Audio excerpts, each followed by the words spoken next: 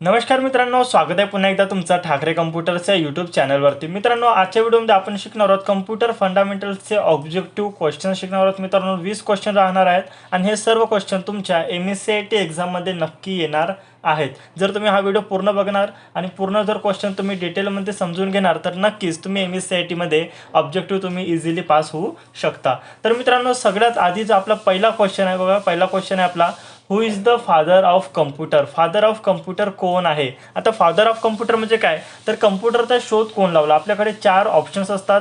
James Gosling एक आहे, त्याच्यानंतर चार्ल्स बॅबेज आहे, नंतर आहे डेनिस रिच, त्याच्यानंतर बर्जन स्ट्राउट्रॉप्स. ठीक आहे.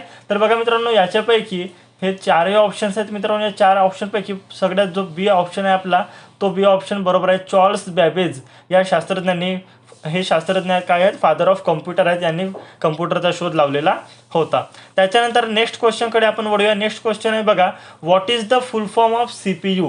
CPU म्हणजेच आपला CPU जो असतो त्याचा फुल फॉर्म काय आहे? तर पहिला ऑप्शन आपल्याकडे इकडे दिलेला आहे बघा, कम्प्युटर प्रोसेसिंग युनिट. नंतरचा ऑप्शन आहे बी, कम्प्युटर प्रिन्सिपल युनिट. त्याच्यानंतर ऑप्शन दिलेला आहे आपल्याकडे सेंट्रल प्रोसेसिंग युनिट आणि चौथा ऑप्शन आहे कंट्रोल प्रोसेसिंग युनिट. तर बघा मित्रांनो, याचं सी आन्सर बरोबर आहे, central processing unit. Central processing unit हा आपल्या CPUचा लॉंग फॉर्म असतोय. त्याच्यानंतरचा क्वेश्चन आहे बघा, which of the following language does the computer understand. म्हणजेच काय, कम्प्युटर कोणती लँग्वेज अंडरस्टँड करू शकतो?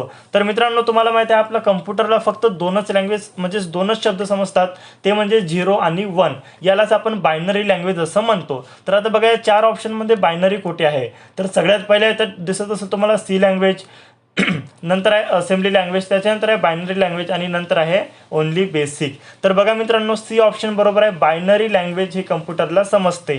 म्हणजेच तिसऱ्या प्रश्नाचं उत्तर असणार आहे आपला C, computer understand only binary language. त्याच्यानंतर चौथा नंबरचा आपला क्वेश्चन आहे बघा, which of the following computer language is written in binary codes. तिसऱ्या प्रश्नाला आधारित धरूनच मित्रांनो हा प्रश्न आहे आपल्याकडे, की बायनरी लँग्वेज कोणत्या प्रकारच्या लँग्वेजमध्ये मोडते? तर याचं दुसरं ऑप्शन बरोबर आहे, मशीन लँग्वेज. तुम्हाला माहिती आहे कम्प्युटर ही एक मशीन आहे, इलेक्ट्रॉनिक मशीन आहे मित्रांनो. आणि आपण याच्या आधीचा क्वेश्चन शिकलेला होता की which of the following language does the computer understand. म्हणजेच कम्प्युटर कोणती लँग्वेज अंडरस्टँड करते? तर कम्प्युटर बायनरी लँग्वेज अंडरस्टँड करते. आणि चौथा प्रश्नसुद्धा सेम रिलेटेड आहे मित्रांनो, की कम्प्युटरमध्ये कोणत्या लँग्वेज थ्रू आपण लिहितो. ठीक आहे, म्हणजे आपण लिहित नाही, कम्प्युटर कोणत्या लँग्वेजमध्ये रायटिंगचं काम करते, तर मशीन लँग्वेज हा याचा करेक्ट आन्सर असणार आहे. त्याच्यानंतर नेक्स्ट क्वेश्चनकडे वळूया आपण. नंतरचा क्वेश्चन आहे, which of the following is the brain of the computer. मित्रांनो, जे कम्प्युटर युजर असतात त्यांना हा क्वेश्चन नक्कीच माहिती आहे. या क्वेश्चनचा आन्सर तुमच्या लक्षात आलाच असेल. ठीक आहे, which of the following is the brain of computer. कम्प्युटरचं ब्रेन आपण कोणाला म्हणतो? तर सेंट्रल प्रोसेसिंग युनिट. बघा, पहिलाच आपला याचा आन्सर आहे सेंट्रल प्रोसेसिंग युनिट म्हणजे CPU. ठीक आहे, याच्यामध्ये अदरसुद्धा ऑप्शन दिले आहेत, memory, arithmetic and logic unit, control unit, परंतु याचा करेक्ट आन्सर आहे सेंट्रल प्रोसेसिंग युनिट. त्याच्यानंतर बघा 6 नंबरचा क्वेश्चन आहे आपल्याकडे, which of the following is not a characteristics of computer. ठीक आहे, खालीलपैकी कोणता कम्प्युटरचं कॅरेक्टरिटीज नाही आहे? तर बघा, वर्सॅटिलिटी हा सुद्धा आहे कम्प्युटरचा कॅरेक्टरिटीज आहे. त्याच्यानंतर ॲक्युरेसी, कम्प्युटर ॲक्युरेसीने आन्सर देतोय. डिलिजन्स, ठीक आहे, म्हणजेच अगदी शार्प आन्सर हा कम्प्युटर देत असतो. परंतु IQ, ठीक आहे, IQ हा जो वर्ड आहे हा मानवी मेंदूला संबंधित IQ आहे मित्रांनो. IQ लेवल आपण म्हणतो मानवाचं, तुझं IQ लेवल कमी आहे म्हणजे तुझी सोचण्याची क्षमता कमी आहे. ठीक आहे, तर हे कम्प्युटरला रिलेटेड नाही आहे, हा ह्युमन बिंग्सच्या रिलेटेड आहे. त्याच्यामुळे याचा आन्सर असणार आहे D, IQ. त्याच्यानंतर बघा 7वा क्वेश्चन आपल्याकडे आहे, which of the following is the smallest unit of data in a computer. Smallest unit काय आहे? ठीक आहे, जसं आपल्याकडे KG, ग्राम, किलोग्राम. ठीक आहे, बघा आपल्याकडे काय काय असते, ग्राम, किलोग्राम, टन्स. ठीक आहे, याच्यामध्ये आपण एखादी वस्तू मोजत असतो, जसं आपली साखर आहे, ठीक आहे, किंवा तेल वगैरे आहे, तर हे सगळं काय आपण किलोग्राममध्ये मोजतो. त्या प्रकारे कम्प्युटरमध्ये मोजण्याचे जे एकक हे खालील प्रकारे आहेत, बीट आहे, त्याच्यानंतर KB आहे, नंतर निबल आहे, बाईट आहे. पण क्वेश्चन काय म्हणतोय बघा, स्मॉलेस्ट युनिट. ठीक आहे, सगळ्यात स्मॉलेस्ट काय आहे? जसं जर आपण विचार करायला गेलं तर आपल्यामध्ये आपण जे किलोग्राम वगैरे मोजतो त्याच्यामध्ये सगळ्यात स्मॉलेस्ट आहे ग्राम. ठीक आहे, 1 ग्राम म्हणजे सगळ्यात कमी युनिट आहे. सेम त्या प्रकारे याच्यामध्ये सगळ्यात कमी काय आहे? तर बघा मित्रांनो, याच्यामध्ये बीट. ठीक आहे, पहिला जो ऑप्शन आहे बीट हा करेक्ट आन्सर आहे मित्रांनो. याचा सगळ्यात स्मॉलेस्ट बीट असतो 1 बीट. ठीक आहे, 1 बीट हा सगळ्यात स्मॉलेस्ट असतो. जेव्हा 4 बीट कंप्लीट होतात, ठीक आहे, 1 1 1 4 बीट जेव्हा कंप्लीट होतात तेव्हा निबल तयार होते. एक निबल, ठीक आहे, 4 बीटचा असतो. त्याच्यानंतर 8 बाईट, ठीक आहे, बाईटमध्ये किती बीट असतात, बाईटमध्ये 8 बीट असतात. त्याच्यानंतर के बीमध्ये 1024 बाईट असतात. ओके, 1024 बाईट असतात के बीमध्ये. तर सगळ्यात स्मॉलेस्ट मित्रांनो याचा आहे बीट. पहिला जो ऑप्शन आहे आपला हा करेक्ट आहे. त्याच्यानंतर नेक्स्ट क्वेश्चन आपण बघूया. Which of the following monitor looks like a television and normally use with non portable computer system. बघा मित्रांनो, हा अगदी सोपा क्वेश्चन आहे. असा कोणता मॉनिटर आहे, कम्प्युटरमध्ये वेगवेगळ्या प्रकारचे मॉनिटर येतात, LED, LCD, CRT, flat panel. ठीक आहे, बघा चारही ऑप्शन याच्यामध्ये दिलेले आहेत. LED पण आहे, LCD पण आहे, CRT पण आहे आणि फ्लॅट पॅनल पण आहे. परंतु असा कोणता मॉनिटर आहे की जो टेलिव्हिजन सारखा दिसतो, म्हणजेच आपल्या TV सारखा दिसतो. आधीच्या काळातला हा क्वेश्चन असल्यासारखा आहे मित्रांनो. म्हणजेच आधीच्या काळातले जे TV असायचे त्याच्यासारखा कोणता मॉनिटर दिसतो. तर तुम्हाला माहिती आहे LED जी आहे ते पातळ असते, LCD सुद्धा थोडी जाडी असते, परंतु TV सारखी दिसत नाही. फ्लॅट पॅनल म्हणजे अगदी बारीक मॉनिटर असतो मित्रांनो. परंतु CRT हा जो मॉनिटर असतो, CRT म्हणजेच काय, कॅथॉड. ठीक आहे, CRTचा लॉंग फॉर्म तुम्हाला गुगलवरती भेटून जाणार. कॅथॉड रेड ट्यूब्स असं त्याचं काहीतरी लॉंग फॉर्म आहे मित्रांनो. तर CRT हा त्याचा क्वेश्चनचा आन्सर आहे. आपल्या क्वेश्चनचा आन्सर काय आहे, हा CRT हा टेलिव्हिजन सारखा दिसणारा मॉनिटर आहे. त्याच्यानंतर नेक्स्ट क्वेश्चनकडे वळूया आपण. Which of the following is the design to control the operations of a computer.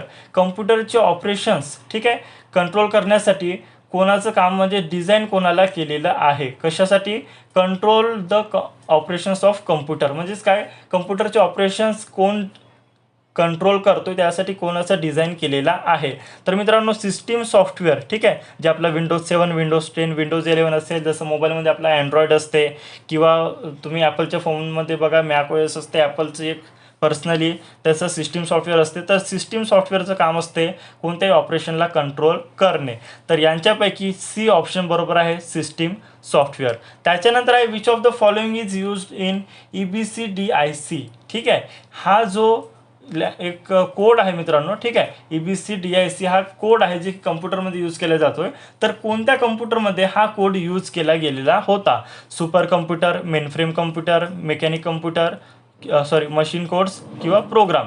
तर याच्यामध्ये कोणता ऑप्शन्स करेक्ट असणार. EBCID हा कोड कुठल्या ठिकाणी वापरला गेलेला होता. तर मित्रांनो बघा, हा जो कोड आहे हा IBM कंपनीने जनरेट केला होता. कोण, IBM. ठीक आहे, IBM कंपनी जी आहे, जी की मदरबोर्ड डिझाईन करते, कम्प्युटर डिझाईन करते, कम्प्युटर बनवते. जसं आपल्याकडे आता HP, डेल, लिनोवो आहे, तसं IBM कंपनी जी आहे ते मदरबोर्ड डिझाईन करते. तर मदरबोर्ड डिझाईन करणाऱ्या या कंपनीने EBCDIC या कोडचा वापर करून कम्प्युटर बनवलेले होते. आणि IBM जे कंपनी मित्रांनो, तिने जास्तीत जास्त मेनफ्रेम कम्प्युटर बनवलेले आहेत. तर याचा जो आन्सर आहे तो B असणार आहे. मेनफ्रेम कम्प्युटरमध्ये EBCDIC हा कोड वापरल्या जातोय. त्याच्यानंतर नेक्स्ट क्वेश्चन आहे बघा, 11वा क्वेश्चन आहे आपला. Which of the following are physical device of a computer. याच्यापैकी फिजिकल डिव्हाइस कोणता आहे. तुम्हाला माहिती आहे सॉफ्टवेअरला आपण टच करू शकत नाही, म्हणजे हा फिजिकल डिव्हाइस नाही. सिस्टीम सॉफ्टवेअर, आताच मी म्हटलं सॉफ्टवेअरला आपण टच करू शकत नाही, म्हणजे सिस्टीम हा पण सॉफ्टवेअरच आहे. सिस्टीम सॉफ्टवेअर नावामध्येच दिलेलं आहे मित्रांनो, म्हणजेच याला सुद्धा आपण फिजिकल टच नाही करू शकत. काय म्हणता question, which of the following are physical device. ठीक आहे, कम्प्युटरचा फिजिकल डिव्हाइस कोणता आहे. ठीक आहे, तर बघा D ऑप्शन याच्यामध्ये पॅकेज, कुठला पण डाटा पॅकेज असतो. ठीक आहे, जसं आपल्याकडे ड्रायव्हर पॅकेज असतो, तर त्याला आपण टच करू शकत नाही. परंतु हार्डवेअर हा जो पार्ट असतो कम्प्युटरमधला, कुठलाही हार्डवेअर जो आहे त्याला आपण इझिली टच करू शकतो, म्हणजेच त्याचा आन्सर असणार आहे A, हार्डवेअर. त्याच्यानंतर नेक्स्ट क्वेश्चन आहे बघा, which of the following device provide the communication between a computer and the other word. ठीक आहे, आपल्याला कम्प्युटरसोबत कनेक्ट करण्यासाठी कोणत्या डिव्हाइसची गरज असते. तर कॉम्पॅक्ट डिव्हाइसची गरज नाही राहत मित्रांनो, ड्रायव्हर्सची गरज नंतर पडते, स्टोरेजची गरजसुद्धा आपल्याला नंतर पडते. परंतु सर्वात आधी आपल्याला IO म्हणजे काय, इनपुट आउटपुट, म्हणजे आपल्याकडे कीबोर्ड माऊस जो आहे, ठीक आहे, इनपुट सोर्सेस आहेत, याची गरज आपल्याला भरपूर पडते. त्याच्याशिवाय आपण कम्प्युटर यूज करू शकत नाही. तर बघा, कम्युनिकेशन करण्यासाठी, कम्प्युटरसोबत कम्युनिकेशन करण्यासाठी, ठीक, कम्युनिकेशन बिटवीन अ कम्प्युटर म्हणजेच काय, कम्युनिकेशन करण्यासाठी कम्प्युटरसोबत आपल्याकडे IO म्हणजेच इनपुट आउटपुट सोर्सेस असणे गरजेचं आहे, इनपुट आउटपुट डिव्हाइस असणे गरजेचं आहे. याचा आन्सर असणार आहे BIO. त्याच्यानंतर बघा, which of the following is a primary memory, याच्यापैकी प्रायमरी मेमोरी कोणती आहे? पहिला ऑप्शन आहे hard disk, RAM, USB drive आणि CD रोम. तर बघा मित्रांनो, सर्वात आधी तर तुम्हाला माहिती असणे की प्रायमरी मेमोरी काय असते आणि सेकंडरी मेमोरी काय असते. याच्यावरती मी डिटेलमध्ये व्हिडिओ बनवलेला आहे. तुम्ही डिस्क्रिप्शन बॉक्समध्ये त्याची लिंक तुम्हाला भेटून जाणार मित्रांनो, तो व्हिडिओ तुम्ही नक्की बघा. या व्हिडिओमध्ये मी तुम्हाला शॉर्टकटमध्ये सांगतोय. प्रायमरी मेमोरी काय असते? ज्या मेमोरीचा आपण फक्त काही वेळासाठी यूज केला जातो त्याला आपण प्रायमरी मेमोरी म्हणतो. सोप्या भाषेमध्ये, कमी शब्दामध्ये मी तुम्हाला सांगतोय, ज्याचा वापर फक्त काही काळासाठी आपण करतोय. ठीक आहे. तर बघा, याच्यापैकी रॅम हा एकमेव असा पार्ट आहे मित्रांनो. रॅममध्ये काय असते, जसं मी आता बघा PDF ओपन करून तुम्हाला शिकवतो याच्यावरती. ठीक आहे, PDF वरती मी तुम्हाला शिकवतोय. तर काही वेळासाठी बघा, आपला जो डेटा असतो तो नेहमी असतो हार्ड डिस्कमध्ये. कुठे असतो? हार्ड डिस्कमध्ये डेटा आपला सेव्ह असतो. परंतु ज्यावेळेस आपण वर्क करतो कम्प्युटरवरती त्यावेळेस तो रॅममध्ये येतो. परंतु रॅममध्ये तो नेहमीसाठी राहत नाही. जोपर्यंत वर्क करतो तोपर्यंतच राहते आणि त्याच्यानंतर परत आपण सेव्ह केल्यानंतर हार्ड डिस्कमध्ये जातो. तर बघा, याचा आन्सर तुमच्या लक्षात आला असेल, रॅम असणार आहे. कारण रॅममध्ये आपण परमानंटली स्टोरेज ठेवत नाही मित्रांनो, काही काळासाठी आपण ठेवतोय तो स्टोरेज. ठीक आहे. तर प्रायमरी मेमोरी जी आहे, मेमोरी म्हणजे आपण स्टोरेज करण्यासाठी मेमोरीचा वापर करतोय. तर प्रायमरी म्हणजेच काय, काही काळासाठी यूज केल्या जाणारी, म्हणजेच काय, रॅम जे आहे ते काही काळासाठी यूज केलं जाते. तर रॅम हा त्याचा करेक्ट आन्सर असणार आहे बी. ओके. त्याच्यानंतर आहे what does CPU stand for. CPUचा लॉंग फॉर्म काय आहे? तुमच्या लक्षात आलंच असेल. CPUचा लॉंग फॉर्म मित्रांनो, हा क्वेश्चन रिपीट झालेला आहे. बघा, CPUचा लॉंग फॉर्म आहे सेंट्रल प्रोसेसिंग युनिट. ऑलरेडी हा क्वेश्चन झालेला आहे. ओके, काय हरकत नाही मित्रांनो. त्याच्यानंतरचा नेक्स्ट क्वेश्चन आहे बघा, which device is used for input a computer. कम्प्युटरमध्ये इनपुट करण्यासाठी कोणता डिव्हाइस यूज केला जातोय? मित्रांनो बघा, इनपुट आणि आउटपुट काय आहे तुमच्या लक्षात जर आलं तर या क्वेश्चनचा आन्सर तुम्हालाच येणार आहे. इनपुट म्हणजेच काय, ज्या डिव्हाइसद्वारे आपण कम्प्युटरला कमांड देतो ते सगळे इनपुट डिव्हाइस, आणि ज्या डिव्हाइसद्वारे कम्प्युटर आपल्याला काही प्रोव्हाइड करते ते आउटपुट डिव्हाइस. जसं मॉनिटर आहे, मॉनिटर काय करतोय, आपल्याला चित्र दाखवतोय. ठीक आहे, मॉनिटर आपल्याला काय करतोय, चित्र दाखवतोय, देतोय आपल्याला, म्हणजे एक प्रकारे कम्प्युटर आपल्याला देतोय. तर मॉनिटर हा कोणता डिव्हाइस असणार आहे? हा असणार आहे आउटपुट डिव्हाइस. त्याच्यानंतर आहे प्रिंटर.